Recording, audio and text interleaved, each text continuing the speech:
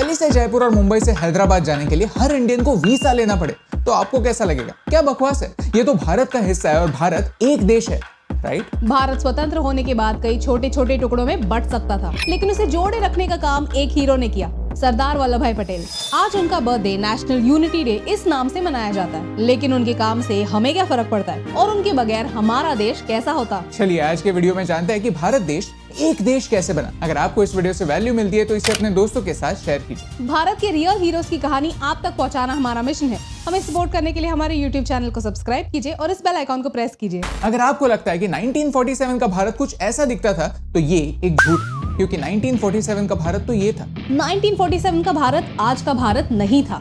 British देश छोड़ के जा रहे थे, लेकिन हमें एक देश नहीं 562 अलग अलग प्रिंसली स्टेट्स देकर जा रहे थे। मन ही मन हंस रहे थे ये सोचकर कि आने वाले कुछ ही सालों में भारत के फिर से टुकड़े टुकड़े हो जाएंगे, और सारे फैक्ट्स इसी ओर इशारा कर रहे थे। कपड़ों से लेकर कल्चर तक, भाषा से लेकर भगवान तक हम अलग हैं। इन प्रिंसली स्टेट्स का टोटल एरिया आज के भारत का 45% एरिया था, जिसे जीतने के लिए हमें एक डिप्लोमेटिक जंग जीतनी पड़ी थी। एक दूसरे को जोड़े रखने वाला फेविकॉल भी इन्वेंट नहीं हुआ था। ऐसी सिचुएशन में भारत के जो अलग अलग प्रिंसली स्टेट्स थे, इनके पास 3 ऑप्शंस थे: भारत का हिस्सा बने, पाकिस्तान का हिस्सा बने या इंडिपेंडेंट रहे। लेकिन फिर भी साम दाम दंड भेद सारी स्ट्रेटेजीज का इस्तेमाल करके इस इंसान ने भारत को जोड़ा। But who is this man? Sardar Patel एक ऐसे महान लीडर थे जो अगर सिचुएशन थोड़ी सी अलग होती तो भारत के पहले प्राइम मिनिस्टर बन सकते थे। भारत का कॉन्स्टिट्यूशन ही 1950 में बना, जिसके बाद एक प्रॉपर इलेक्शन कमीशन बना। लेकिन 1946 में ये क्लियर हो गया था कि जल्द ही भारत एक इंडिपेंडेंट देश होगा और किसी ना किसी को तो इसे लीड करना ही होगा। इंडियन नेशनल कांग्रेस के लीडर्स को ये पता था कि कांग्रेस का जो प्रेसिडेंट होगा वही भारत को इस ट्रांजिशन पीरियड में लीड करेगा। उसके बाद क्या होगा देश डिसाइड करेगा। कांग्रेस में इंटरनली 15 लीडर्स की कमेटी ने वोट दिया। उनमें से 12 लोगों ने सरदार पटेल को उनका प्रेसिडेंट चुना और 3 लोगों ने कोई वोट कास्ट नहीं किया। जवाहरलाल नेहरू जी को एक भी वोट नहीं मिला। नेहरू जी सेकंड पोजीशन लेने के लिए तैयार नहीं थे, तो गांधी जी ने सरदार पटेल को एक चिट्ठी लिखी। सरदार पटेल ने वो चिट्ठी पढ़ी और अपना नॉमिनेशन पीछे ले लिया। क्या हो सकता है उस चिट्ठी में? शायद एक रिक्वेस्ट या शायद एक बहुत बड़ी रिस्पॉन्सिबिलिटी, भारत को जोड़े रखने की रिस्पॉन्सिबिलिटी, जिसके लिए पटेल सर अपना ईगो, अपना टाइटल, अपनी पोजीशन छोड़ने के लिए तैयार थे। सिर्फ एक झंडा ऊंचा करने से देश स्वतंत्र नहीं होता। देश में एकता लानी है तो इन 500 से ज्यादा प्रिंसली स्टेट्स के लीडर्स को भी एक करना होगा। इसी मिशन पर सरदार पटेल और उनके साथ ही वीपी मेनन सर इन राजाओं और सुल्तानों को मिले। एक्सेशन 3 पॉइंट्स पर हुआ। सिक्योरिटी, यानी जो भारत का हिस्सा बनते हैं उन्हें भारत की आर्म फोर्सेस सिक्योरिटी देंगे। फॉरेन अफेयर्स, उनके फॉरेन अफेयर्स सिर्फ भारत ही मैनेज करेगी। और कम्युनिकेशन, फिर वो पोस्टल कम्युनिकेशन हो या रेलवे, रास्ते और ट्रांसपोर्ट वाला कम्युनिकेशन, ये सारी बातें भारत देखेगा। जरा सोचिए कि टास्क कितना डिफिकल्ट होगा। जो कई जनरेशन से राजा महाराजा जैसे रहते आए हैं, सिर्फ कुछ सालों के अंदर अंदर दुनिया की बिगेस्ट डेमोक्रेसी का हिस्सा बनने जा रहे थे। उनका एक वोट किसी और के एक वोट जितना ही वैल्यूएबल होने वाला था। ये इम्प्रैक्टिकल बात 562 टाइम्स पटेल को जाकर कन्विंस करनी पड़ी, तब जाकर एक भारत बना है। काम आसान बिल्कुल नहीं था और कुछ राजाओं ने हद से ज्यादा कॉम्प्लिकेशंस क्रिएट किए थे। गुजरात के जूनागढ़ में पॉपुलेशन मेजरली हिंदू थी और राजा मुस्लिम। जूनागढ़ ने पाकिस्तान का हिस्सा बनने का डिसीजन लिया। सिमिलरली जोधपुर राजपुताना की सबसे बड़ी प्रिंसली स्टेट थी।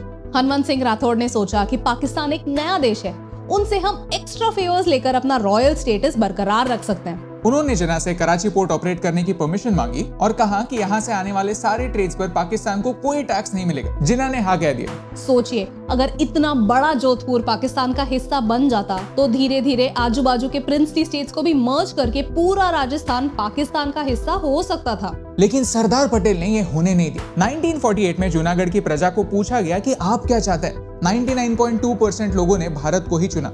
जूनागढ़ का नवाब पाकिस्तान भाग गया, लेकिन गुजरात पूरा का पूरा भारत का ही बना रहा। जैसे बेनिफिट्स हनुमंत सिंह कराची से चाहते थे, वैसे उन्हें कच्छ से देने का प्रॉमिस सरदार पटेल ने किया। कभी डिप्लोमेसी से तो कभी इकोनॉमी से धीरे धीरे भारत को जोड़ने का काम हो रहा था, लेकिन कभी कभी फोर्स दिखाने की भी जरूरत पड़ती थी। ये है हैदराबाद, जहाँ का नवाब एक जमाने में दुनिया के सबसे अमीर इंसानों में से एक हुआ करता था। भारत को आजादी मिलने से पहले ही इन्होंने अनाउंस कर दिया था कि हैदराबाद एक इंडिपेंडेंट देश होगा, लेकिन ज्योग्राफिकली ये पॉसिबल ही नहीं था। ये भारत के लिए एक बहुत बड़ी सिक्योरिटी थ्रेट बन सकता था। जो ट्रेन हैदराबाद से गुजरती थी उन्हें बार बार लूटा जाता था, लोगों को मारा जाता था। सरदार पटेल ने यह जान लिया था कि इंडिपेंडेंट हैदराबाद फ्यूचर में भारत के दिल का अल्सर बन सकता है, जिसे सर्जिकली रिमूव करने की जरूरत है। सितंबर 1948 में हमारी आर्म फोर्सेस ने ऑपरेशन पोलो कैरी आउट किया। जिसमें सिर्फ 5 दिनों में निजाम की फोर्सेस को हराया गया। ऐसे थे हमारे सरदार जिन्होंने पूरी निष्ठा से काम किया, लेकिन वो जिस डेमोक्रेसी के लिए लड़े उसी डेमोक्रेसी का सबसे पहला इलेक्शन देखने से पहले ही 1950 में गुजर गए। जब हम कभी किचन में पैर रखते हैं तब देखते हैं कि हमारी माँ भूखे पेट हमारे लिए ब्रेकफास्ट बना रही है। कभी हमारे पापा के ऑफिस जाकर उनकी फाइल्स का लोड देखते हैं जिनके पैसों से हमारे कॉलेज फीस की तैयारी हो रही है। तब कहीं जाकर महसूस करते हैं कि जिन चीजों को हम आज ग्रांटेड ले रहे हैं वो सारी चीजें हम तक पहुंचने के लिए किसी ने जी तोड़ मेहनत की। ये देश हमें एक थाली में सजाकर नहीं मिला था। इस फैक्ट को हम जब तक नहीं समझेंगे तब तक हम इस देश की वैल्यू नहीं समझेंगे। इसे ग्रांटेड लेते रहेंगे। भारत के लिए एक महान इंसान को राजा महाराजाओं को आम इंसान बनने के लिए कन्विंस करना पड़ा था, ताकि हर आम इंसान शान से ये कह सके कि भारत मेरा देश। आई होप हम इस वीडियो के थ्रू सरदार पटेल का मोल आप तक पहुंचा सके। सरदार पटेल आज नहीं है, लेकिन उनकी वजह से ये देश जिंदा है। उनकी कहानी को जिंदा रखने का काम हमारा है और आपका है। तो इस वीडियो को अपने दोस्तों के साथ शेयर कीजिए, क्योंकि इतिहास की किताबों में क्लाइमैक्स 1947 में ही हो जाता है, लेकिन असली जंग अभी भी बाकी है। देश को जोड़े रखने की जंग, और इस जंग में आप मदद कर सकते हैं। सरदार पटेल का सच, उनका सैक्रिफाइस और उनका देश के प्रति प्यार लोगों तक पहुंचाकर, और यही सिंपल सी बात आप तक पहुंचाने से मुझे फर्क पड़ता है। हे एस्टीम, हम हमेशा सोचते थे कि मीडिया भारत के बारे में इतनी नेगेटिव क्यों है, तो हमने एक पॉजिटिव सोल्यूशन बेस्ड अप्रोच अपनाया। अगर आपको ये वीडियो अच्छा लगा तो लाइक बटन प्रेस कीजिए। अगर आप यहाँ पर नए हैं तो यहाँ पर क्लिक करके सब्सक्राइब कीजिए और नए वीडियोस के अपडेट्स मिलने के लिए बेल आइकन को प्रेस कीजिए। और ऐसे ही और पॉजिटिव वीडियोस देखने के लिए यहाँ पर क्लिक कीजिए, क्योंकि आपके सपोर्ट से मुझे फर्क पड़ता है।